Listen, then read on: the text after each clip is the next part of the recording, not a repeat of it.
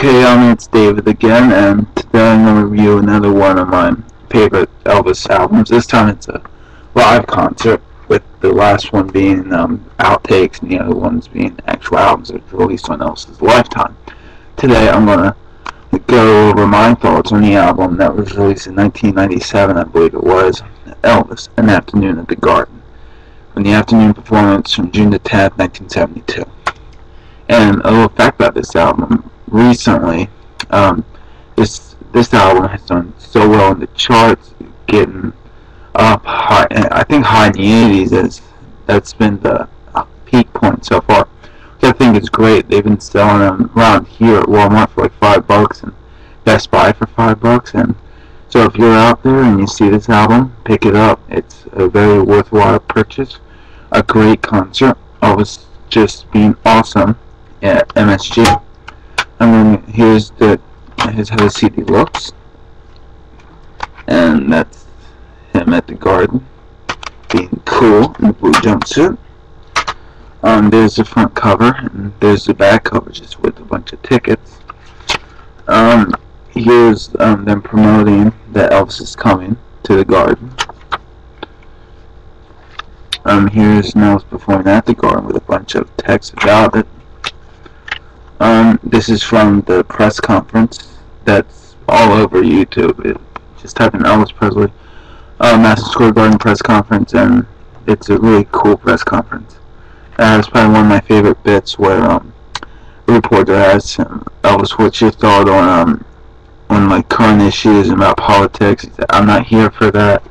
I'm here to entertain. I'd rather keep personal views to myself," which I think a lot of entertainers should do today, but that's a whole nother video in itself. Here's two more photos of Elvis performing live in MSG, and this is just a track list. I'm going to go over the track. I just recently heard this concert and loved every second of it. It starts off with, if you've heard Elvis live, 2001 Also Sprat Zarathustra, which I just love hearing that. It just gets you all pumped up to hear Elvis live.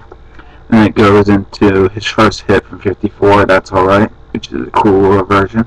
And it goes to Proud Mary, which is just rocking. He's really into it. Really gets you pumped.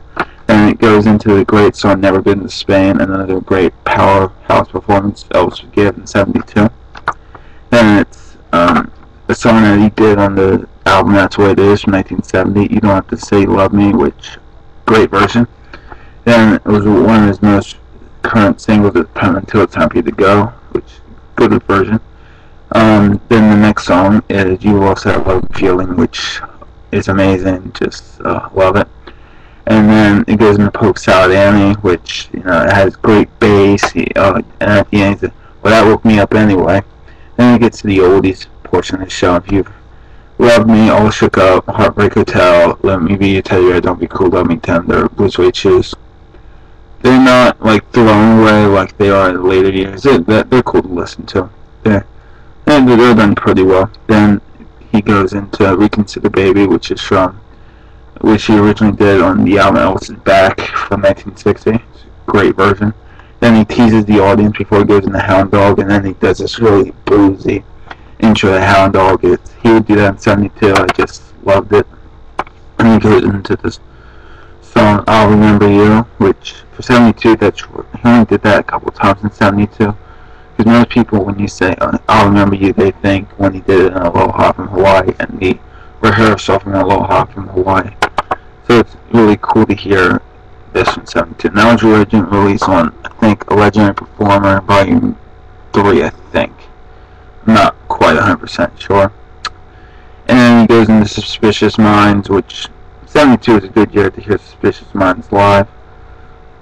Then he introduces the band. Then he goes to 40 Good Times, which is really good performance.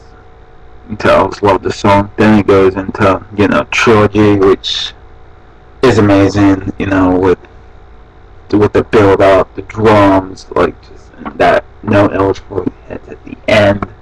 And you tell people at MSG just loved hearing him do that, because he gets like a big time ovation for doing it.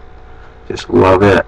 I mean, every time I hear Trilogy, goosebumps all over the place, and most times when it ends, I have to rewind it to hear the climax. The climax is like the best part of the song. And he does it Funny How Time Slips Away, which is a good version of it.